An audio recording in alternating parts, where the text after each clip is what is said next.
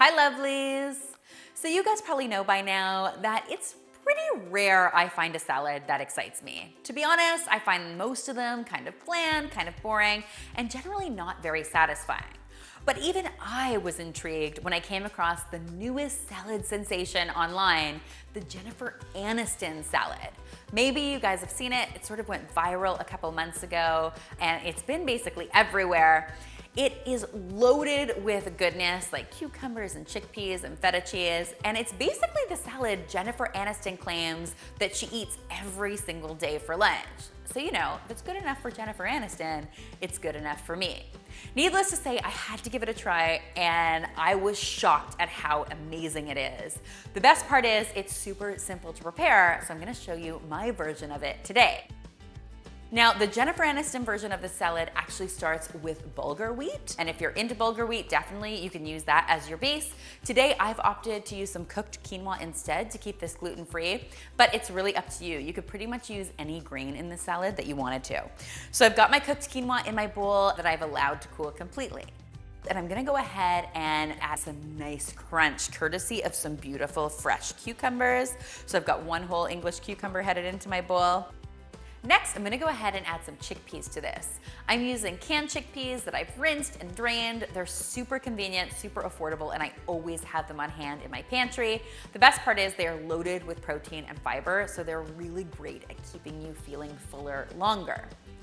Next, I'm gonna go ahead and add some red onion to this. So some people love red onion, some people do not. If you're a person who finds red onion a bit hard to digest, one suggestion I always make is to soak it in water before you use it. It just really helps to make the digestion process a little bit easier and takes a little bit of the bite out of the onion. If you wanna skip the red onion in this recipe, you definitely can. If you've got any important lunch meetings in person, the red onion might not be your thing, but I do think it adds a ton of great flavor to this. I'm also going to add some really wonderful freshness with some freshly chopped parsley and some freshly chopped mint.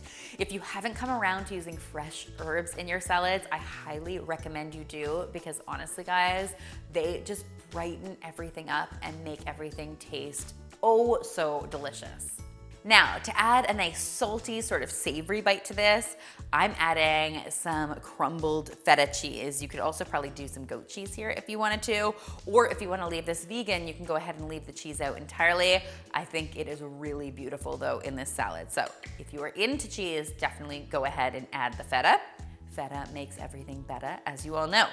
Finally, for even more great color and crunch, we're gonna go ahead and add some chopped pistachios to this. This is really nice because it adds a little bit of healthy fat to this salad, again, making you feel fuller longer. If you don't have pistachios, I'm sure some pecans or some almonds would be really good here, or even some walnuts would work. Now that all of that goodness is in my bowl, I'm gonna go ahead and dress this salad. And the dressing really couldn't be simpler, but you won't believe how delicious it ends up being. The first step is going to be adding some lemon juice to this. So I am going to be using one whole lemon here. I really like that tart flavor. You could dial it back and just use half a lemon if you wanted to, but lemon juice is one of my very favorite ways to dress a salad. If you do not have a citrus press in your life, I highly recommend getting one. It's one of my favorite kitchen tools. It's such a game changer, especially this time of year where you're using a lot of citrus in recipes. Next, I'm gonna go ahead and add some olive oil to this, not too much. And then we're gonna season it up with some salt and some pepper, and that's it. If you can believe it, that's the entire salad. So honestly, even with all the chopping, this salad takes like 10 minutes to prepare. Not only does it taste incredible, but you can make it during your Sunday meal prep and literally enjoy it until Wednesday or Thursday, which is awesome.